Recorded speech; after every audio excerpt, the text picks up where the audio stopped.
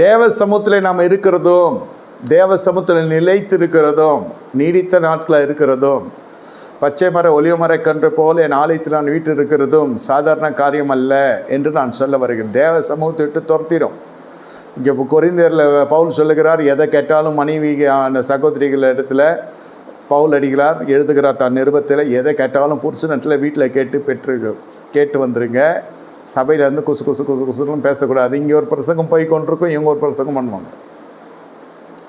பக்கத்தில் உள்ளவங்களுக்கு இடர்லலாம் இல்லை, தொந்தரவாக இருக்கும். சில சமயத்தில் பக்கத்தில் உள்ளவங்க இது பழக்கமாகிடும். பேச்சு என்பதே சபையில் இருக்கக்கூடாது. இது அந்த இடம் கிடையாது. கர்த்தரத்தில் பேசுறதுக்கு பேசலாம். கர்த்தரை பார்க்க வரீங்க, கர்த்தர் துதிக்கான மகிமையெல்லாம் கர்த்தருக்கே. என்ன கர்த்தர் பேசுவார், என்ன கர்த்தருடைய வார்த்தை, அவ்வளோதான் இருக்கணுமே தவிர மற்ற கதைகள் எவ்வளோ ஓடுது. அதுக்கு தான் பவுல் அப்படி சொல்லுகிறார்.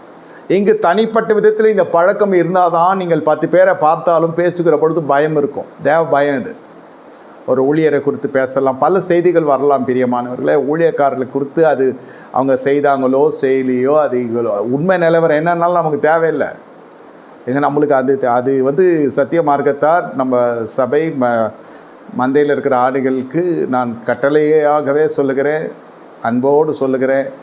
எந்த விமர்சனத்தை பார்த்தும் யாரையும் நியாயம் தீர்க்காதீங்க. நமக்கு தேவையில்லாத விஷயம் செஞ்சுருக்கலாம், செய்யாமல் இருக்கலாம்.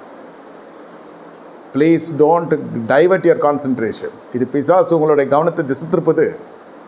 போய் அதை ஸ்க்ரோல் பண்ணி பார்க்குறது, அவன் ஜெயிலுக்கு போனால், அவன் வெயிலில் வந்தான், அவன் இது பண்ணால், அதெல்லாம் வேணாம்.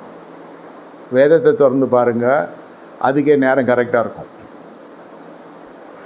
என்ன, நான் யாருக்கும் ஆதரவாளர் இல்லைன்னு உங்களுக்கு தெரியும். ஆவியானவர் தான் நமக்கு. ஆனால் இதெல்லாம் நம்மளுக்கு நம்ம தியானத்தை கெடுத்துரும். நம்முடைய தியானிக்கிற அந்த பழக்கத்தை போயிடும். ஈசாக்கு தியானம் பண்ணுகிறார் சாயந்தர வேலையில். அது அவருடைய வழக்கமாக இருந்தது. தியானிக்கிற மனுஷனுக்கு குடும்ப ஆசீர்வாதம் நிலைத்திருக்கும். குடும்பத்தில் மனைவி நல்ல மனைவியாக இருப்பாள். அது நாளைக்கு சண்டைக்காரியான ஸ்ரீயாக, கோபக்காரியான ஸ்ரீயெல்லாம் இல்லாமல் இருக்கிறதுக்கு காரணம்னா, வேத வசனத்தினால தியானிக்க தியானிக்க தியானிக்க நீங்கள் வாயை அடக்க தான் தியான கிருபை வரும்.